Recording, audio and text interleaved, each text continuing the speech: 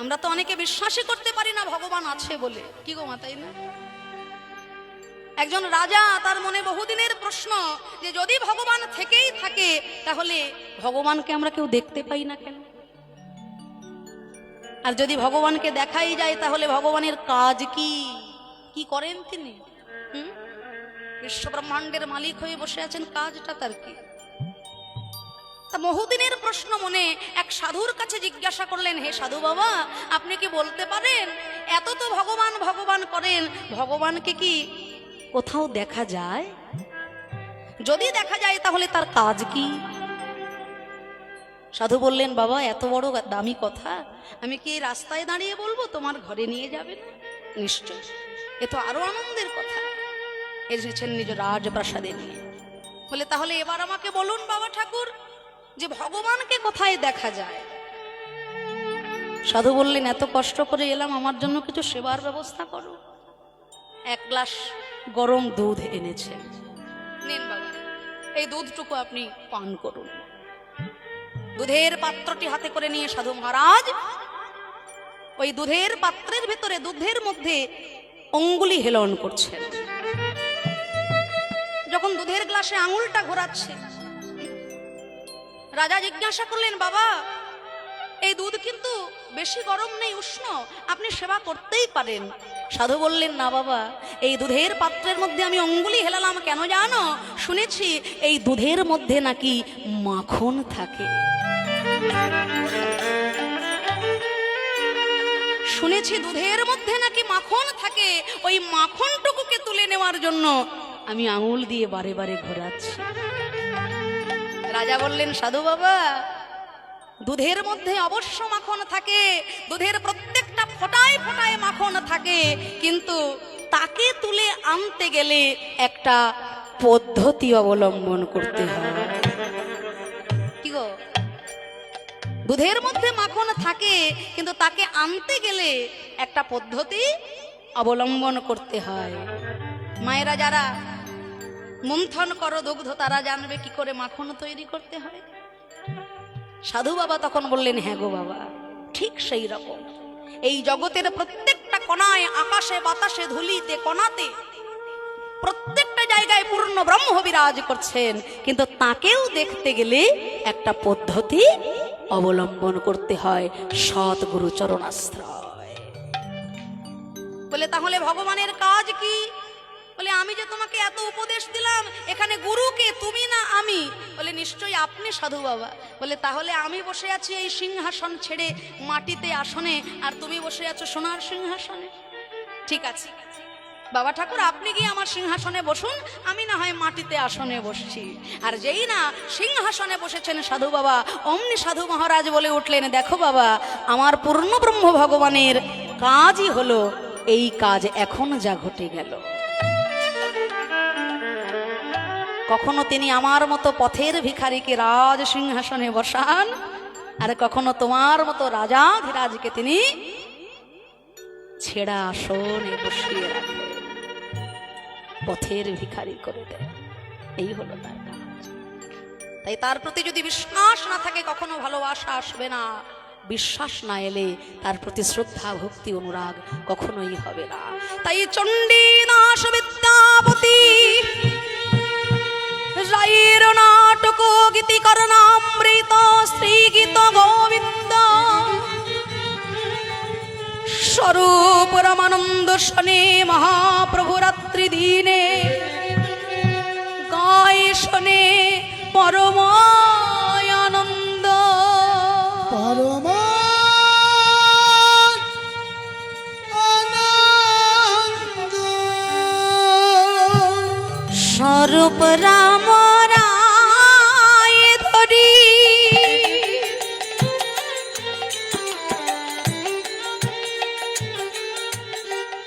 গৌর কাহায় বচন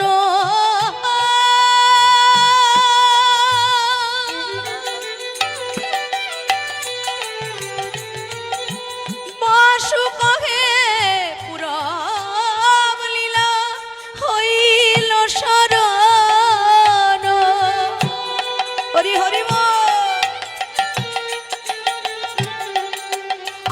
বৃন্দাবনের কথা মনে পড়িল, বৃন্দাবনের কথা মনে পড়িল, আমার ভাবনিধি সোনার গৌর হরির বৃন্দাবনের কথা মনে পড়িল, বলি যাই রে ভাবের বলি হারি, যাই রে ভাবে বলিহারি, যাই রে ভাবে বলিহারি, যাই রে ভাবে বলিহারি, যাই রে ভাবে বলিহারি, ভাবের বলিহারি, যাই রে ভাবের বলিহারি, বৃন্দাবনের কথা মনে পড়িল। জয়নি। তাই এতক্ষণ পর্যন্ত আমরা শ্রীমান মহাপ্রভুকে লীলা রসে ভাবিয়ে নিয়ে চলুন এবার আমরা সকলে যাব মধুময় সুধাম বৃন্দাবনের পথে। আর সাধন হবে ভগবান শ্রী গোবিন্দের দান ব্রত যজ্ঞ লীলা। কি গো মা, বৃন্দাবনে যাবে তো? বৃন্দাবনে যাবে? বাড়িতে বলে এসেছো? খোঁজাখুঁজি করবে না? আচ্ছা, বৃন্দাবনে যেতে গেলে কি করতে হবে জানো তো? হাত দুটো গুটিয়ে বসে থাকতে হবে। আচ্ছা, এত সুন্দর অনুরাগী মায়েরা রয়েছে এখানে, একটা জিনিস কিন্তু আমি না বলে পারছি না। আমি যতবার হরিবোল বলবো মায়েদের একটু প্রাণ খুলে উলুধ্বনি করতে হবে। বাবা পারবে তো? উলুধ্বনি এনেছো? ও, তাই এটা হলো কীর্তনের একটা প্রধান অঙ্গ। হ্যাঁ, এই আপনাদের মঙ্গল ধ্বনি বাবারা যখন হরিধ্বনি করবেন, মায়েরা যখন উলুধ্বনি করবে, শঙ্খধ্বনি করবে, এই মঙ্গল ধ্বনি যত দূর পর্যন্ত যাবে তত দূরের সকল অমঙ্গল দূরীভূত হয়ে যাবে বাবা। তাই আপনাদের পাড়া থেকে, গ্রাম থেকে, সংসার থেকে অমঙ্গলকে দূরীভূত করার জন্য একটু উচ্চস্বরে উলুধ্বনি, হরিধ্বনি, শঙ্খধ্বনি করা এই হরিবাসরে অবশ্য কর্তব্য। কি মায়েরা, হবে তো? একবার নয়, আমি যতবার হরিবোল বলবো তোমাদের একটু প্রাণ ভরে আমার সাথে উলুধ্বনি, হরিধ্বনি করতে হবে। দেখো, কোনো কীর্তনিয়া বলতে পারে না যে আজকে আমি কীর্তন করে একবারে জমিয়ে ক্ষীর করে দেবো। কীর্তনিয়ার ক্ষমতা নেই কীর্তন জমানো। কীর্তন করিয়ে নেন আপনাদের মতো শ্রোতাবৃন্দ ছাড়া। আপনারা যদি নিজ গুণে কৃপা করে কীর্তন করিয়ে নেন তবেই কীর্তন সম্ভব, নচেত সম্ভব হবে না বাবা। তাই একটু প্রাণ ভরে হয়ে যাক দেখি। মঙ্গল ধ্বনি, উলুধ্বনি, হরিধ্বনি, শঙ্খধ্বনি। নিতাই গৌর প্রমানন্দে হরি হরি বল। রাধা নামের সুধা পান করিলে আর ভব ক্ষুধা রবে না।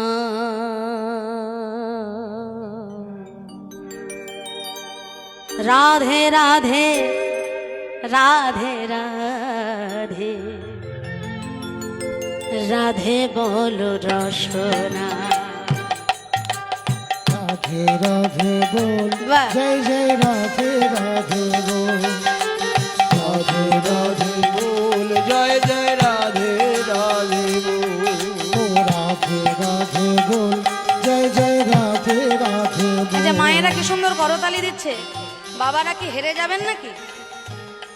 হ্যাঁ, আরে যারা চেয়ারম্যান হয়ে বসে আছেন তাদেরকে বলছি, চেয়ারে থাকলে তো চেয়ারম্যান নাকি? হ্যাঁ, আপনারা জমিতে আছেন সব জমিদার, আর আমি চৌকিতে আছি, আমি চৌকিদার। আর কি বলি? আচ্ছা বাবা, একটু করতালি দিয়ে প্রাণ ভরে। আর যারা কষ্ট করে দাঁড়িয়ে আছেন আমি তাদের উদ্দেশ্যে প্রণাম জানাই। সত্যি আপনারা বড় ধৈর্য ধরে কষ্ট করে দাঁড়িয়ে আছেন, সত্যি আপনাদের অনুরাগ দেখে আমরা ধন্য। একটু আনন্দ করব সবাই।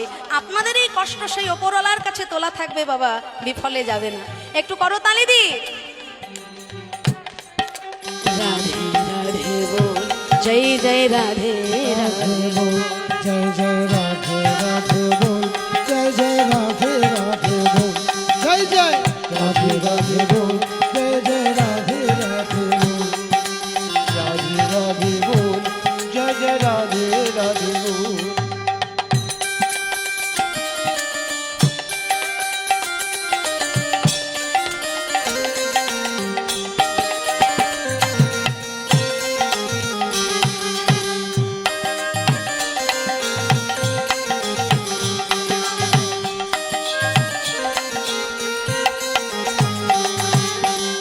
ব্রহ্মা জপেছে নাম চতুর্মুখে, শিব জপে নাম পঞ্চমুখে।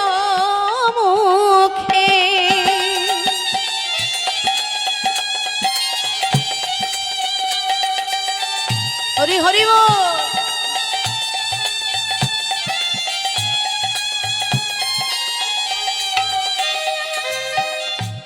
গানটা ভালো লাগছে আপনাদের? হ্যাঁ, এই গানের সুর কিন্তু প্রচলিত সুর, হ্যাঁ আমরা সবাই শুনেছি, কিন্তু গানের মধ্যে যে কথাগুলো, সেই কথাগুলো আমি একটু বসানোর চেষ্টা করেছি মাত্র। আপনারা আশীর্বাদ করবেন, আর যদি ভালো লেগে থাকে সকলে একটু হাত দুটো ওপর দিকে তুলে করতালি। ব্রহ্মা জপেছে নাম চতুর্মুখে, শিব জপে নাম পঞ্চমুখে, ইন্দ্র চন্দ্র বরুণ যারা সদাই জপে নাম হয়ে আত্মহারা। রাধে রাধে।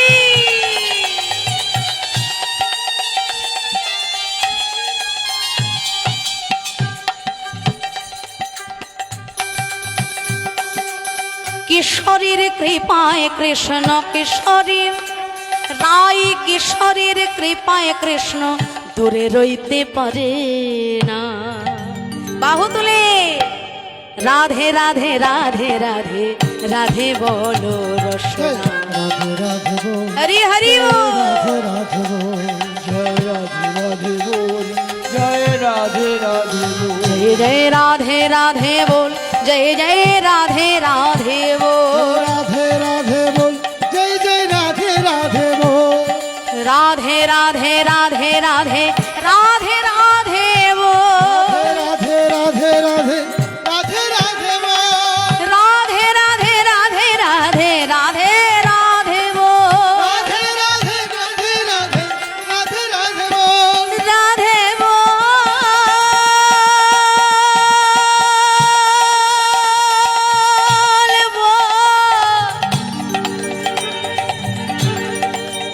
রাধে বল, বল বল, রাধে বল, রাধে বল, রাধে বল।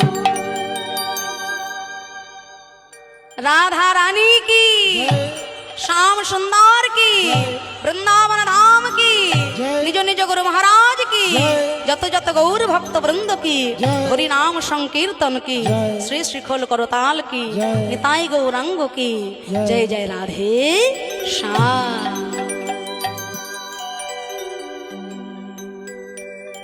মধুমায়ে শ্রীধাম বৃন্দাবনী,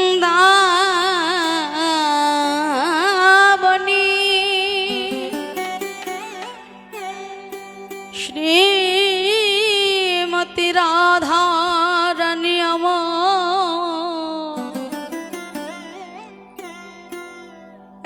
100 বছর ধরে কৃষ্ণের বিরহ যাতনায় মাটির উপর কৃষ্ণের মূর্তি এঁকে তার সঙ্গে কথা বলেছে।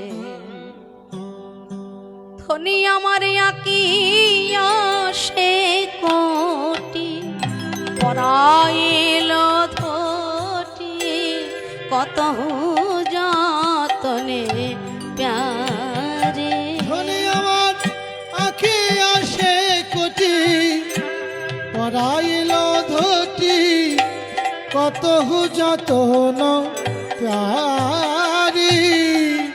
আঁখি আসে কোটি পরাইল ধটি, কত যতন প্যারি। এইবার নাভি সরোবর আঁকিল তার পার, সরোবর আঁকিল তার পর, রাই ধনী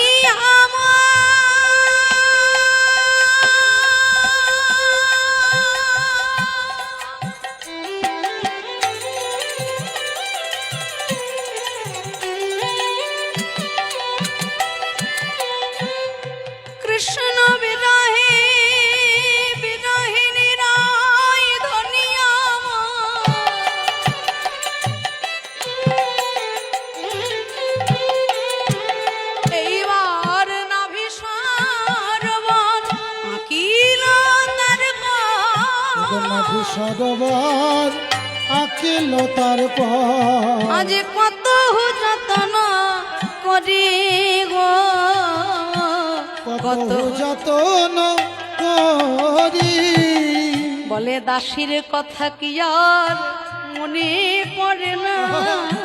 দাসের কথা কি আর মনে পড়ে না। ওই দ্বারকার রাজা হয়েছ বলে দাসীর কথা কি আর মনে পড়ে না। ওই দ্বারকার রাজা হয়েছ বলে দাসের কথা কি আর মনে পড়ে না। বদন আঁকি মুখে মুখ দিয়া তার সানে কহে কথা। দেখো বদন আঁকিয়া মুখে মুখ দিয়া তার সনে কহে কথা।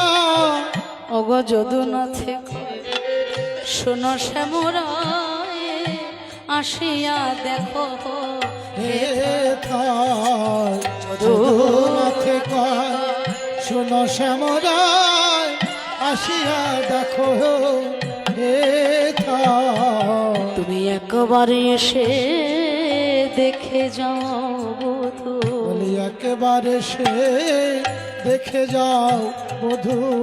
তোমার বিনোদিনী কেমন আছে একবার এসে দেখে যাও হে। তোমার বিনোদিনী একই দশা, এই কৃষ্ণ শূন্য বৃন্দাবনে তোমার বিনোদিনী একই দশা। কৃষ্ণ শূন্য বৃন্দাবনে তোমার বিনোদিনী একই দশা। কৃষ্ণ শূন্য বৃন্দাবনে তোমার বিনোদিনী একই দশা। কৃষ্ণ শূন্য বৃন্দাবনে তোমার বিনোদিনী একই দশা। কৃষ্ণ শূন্য বৃন্দাবনে হরি হরি কৃষ্ণ শূন্য বৃন্দাবনে কৃষ্ণ শূন্য বৃন্দাবনে তুমি একবার এসে দেখে যাও বধূ। বদন আঁকিয়া মুখে মুখ দিয়া তার সানে কাহে কথা। যদুনাথ কহে শোনো শ্যামরায় আসিয়া দেখো হেথা। আসিয়া দেখো হে থাই। ভক্তমণ্ডলী ভক্তিমতী মায়েরা, একদিন নয় দুই দিন নয় 100 বছর ধরে যিনি কাঁদছেন তিনি কে গো মা? রাধারানী। বাহ, আচ্ছা রাধারানী কে? কে রাধারানী? সুখ বলে আমার কৃষ্ণ গিরি ধরেছিল, সারি বলে আমার রাধা শক্তি সঞ্চারিল, নইলে পারবে কেন? যার শক্তিতে স্বয়ং ভগবান শ্রী গোবিন্দ নিজে শক্তিমান, যিনি বিশ্ব ব্রহ্মাণ্ডের অধীশ্বর, যার এক পলকে সৃষ্টি হয়, যার এক পলকে লয় হতে মহাপ্রলয় হয়ে যায়, তাকে যিনি শক্তি সঞ্চার করে দেন তিনি হলেন সেই নারী শক্তি বৃষভানুসুতা বৃন্দাবনের অধিষ্ঠাত্রী দেবী শ্রীমতী রাধারানী, যার শক্তিতে ভগবান কৃষ্ণ নিজে শক্তিমান। এই জায়গাগুলো খুব জেনে রাখা দরকার আমাদের। আজকের দিনে নারী শক্তিকে আমরা বড় অবহেলা করি। যিনি প্রকৃত নারী হবেন তার শক্তিকে যদি অবহেলা করা হয়, সেই রাজ্য, সেই দেশ, সেই সমাজ কখনো উন্নত হতে পারে না। এই কলিকালে জন্মগ্রহণ করেছিলেন একজন নারী।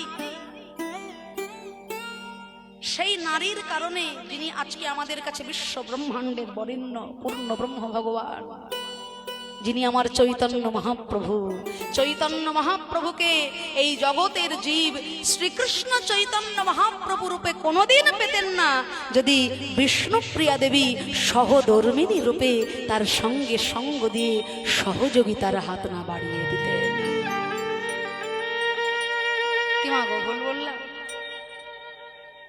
বিষ্ণুপ্রিয়া দেবী যদি যদি সহযোগিতা না করতেন, চৈতন্য মহাপ্রভু কোনোদিনও শ্রীকৃষ্ণ চৈতন্য মহাপ্রভু হতে পারতেন না।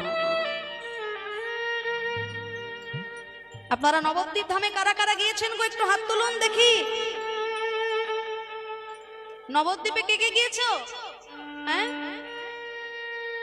আচ্ছা, দোল পূর্ণিমার সময় কারা কারা নবদ্বীপে গেছো তারা একটু হাত তুলো দেখি। মায়েরা, বাবারা দেখি, মাত্র এই কজন? দোল পূর্ণিমার সময় নবদ্বীপ ধামে যাবেন, দেখবেন লক্ষ লক্ষ বিদেশি ভক্ত নবদ্বীপের মাটিতে হরে কৃষ্ণ হরি বল বলে নেচে নেচে বেড়াচ্ছে, তাই না? কিন্তু সেই দোল পূর্ণিমা তিথিতে আমার কলকাতার শহরে সব থেকে বেশি ভিড় হয় মদের দোকানে আর মাংসের দোকানে। ভুল বললাম? আজকাল গ্রামে গঞ্জে ওই ব্যাধিটা ছড়িয়ে গেছে। বলে আজ তো আনন্দের দিন, আজ খাবো না কবে খাবো, হ্যাঁ খেলবো হোলি রং দেবো না, তাই কখনো হয়? আরে হতভাগা বাঙালি,